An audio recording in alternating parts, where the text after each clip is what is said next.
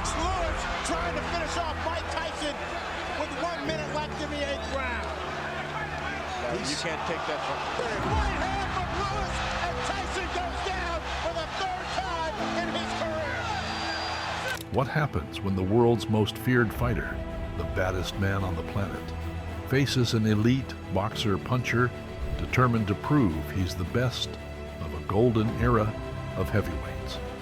And how did Lennox Lewis topple the once-invincible Mike Tyson and cement his legacy as the true king of the ring? Tyson along the ropes doing damage. Michael Spence has to keep moving because every shot. Uppercut landed inside and Spinks went down. In a professional fight. And he's down again and in serious trouble. Mike Tyson's ascent to the top of the heavyweight division was nothing short of meteoric. He turned pro in March of 1985, and just 1 year later had amassed 19 wins, all by knockout. At just 20 years old, Tyson became the youngest heavyweight champion in history, dominating the sport with brutal efficiency.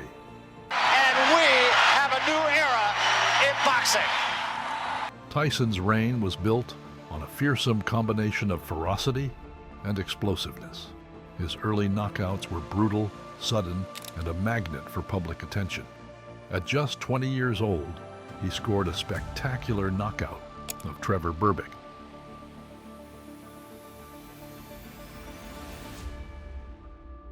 To become the youngest heavyweight champion in history. And we've got a brand new WBC heavyweight champion of the world, and he's a youngster named Mike Tyson. No one could match his ferocity or his star power. When I go to big cities, everybody stop, and it's like, wow, Mike Tyson. You're Mike Tyson, aren't you? Aren't you that young knockout kid? And it's like, wow. Iron Mike Tyson! To the general sports fan, boxing is supposed to be about violence. And no fighter was more palpably violent than Mike.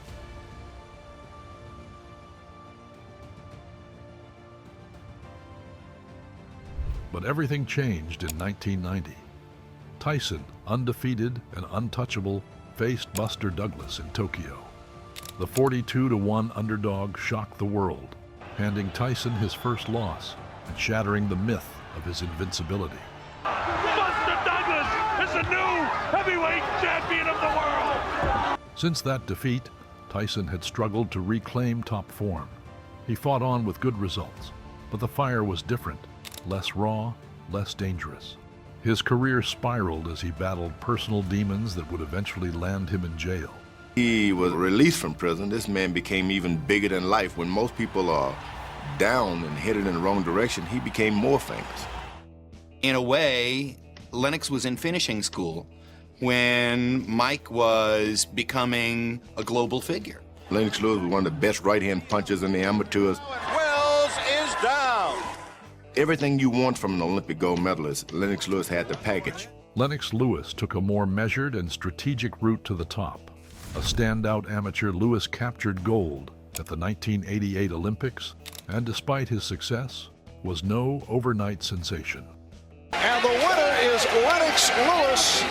Unlike Tyson's sensational rise, Lewis's journey took place with less intense public attention as he rose steadily to his own heavyweight championship. We have a great new heavyweight on the boxing scene.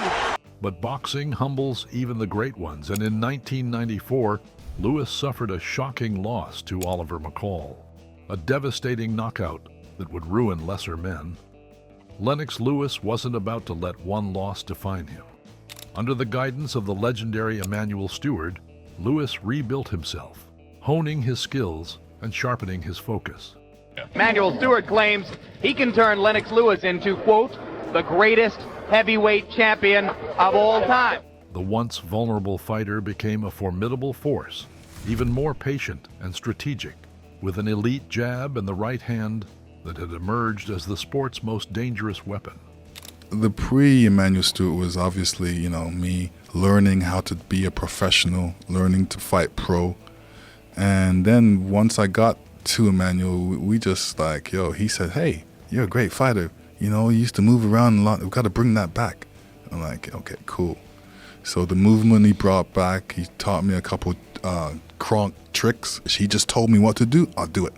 With Stewart's influence, Lennox had become a different fighter, no longer reckless, but a true tactician who avenged his defeat to McCall and wouldn't lose again for nearly 7 years, including unifying the titles against Evander Holyfield before calling out Iron Mike.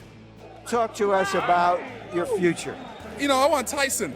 Definitely want Tyson, you know. With Tyson clearly in his sights, Lennox's plans were derailed by one more upset loss, this time via knockout to Hasim Rahman in South Africa on a right hand for the ages. He got a brand new heavyweight champion, and he's from the United States. And once again, Lewis would prove his mettle by coming back even stronger, starting with an immediate rematch against Rahman that resulted in an even more spectacular knockout. Telling him not to counterpunch. Boom! It's been turned. Lennox Lewis got revenge. Lewis's knockout of Rahman proved he was back in form as he and the public looked towards a matchup with another heavyweight legend.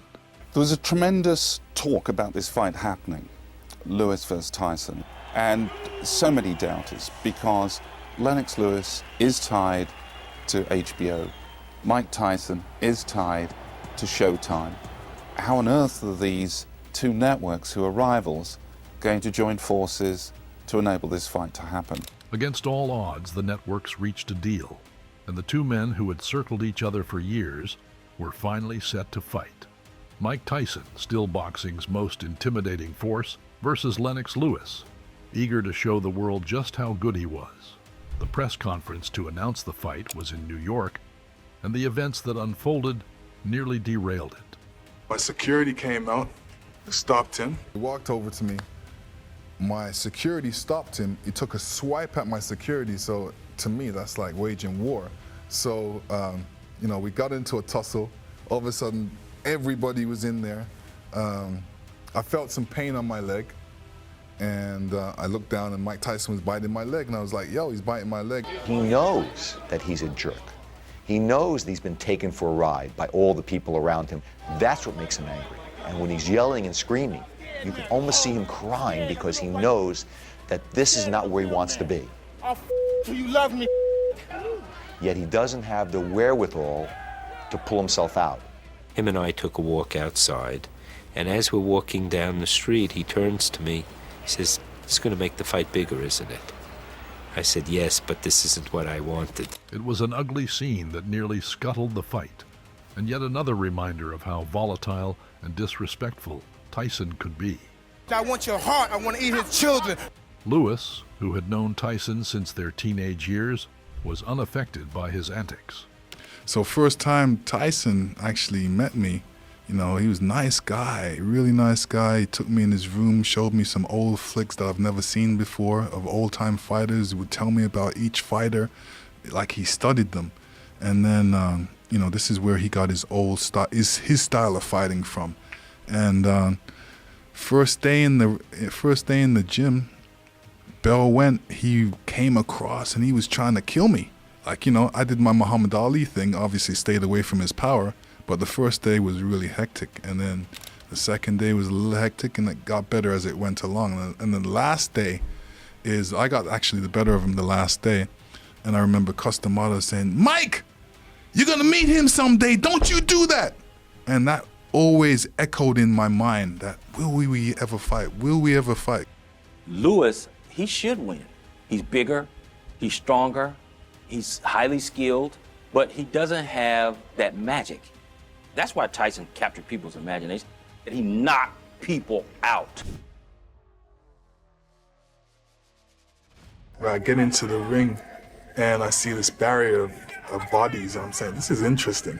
Mike Tyson and Lennox Lewis separated by a cordon of security forces.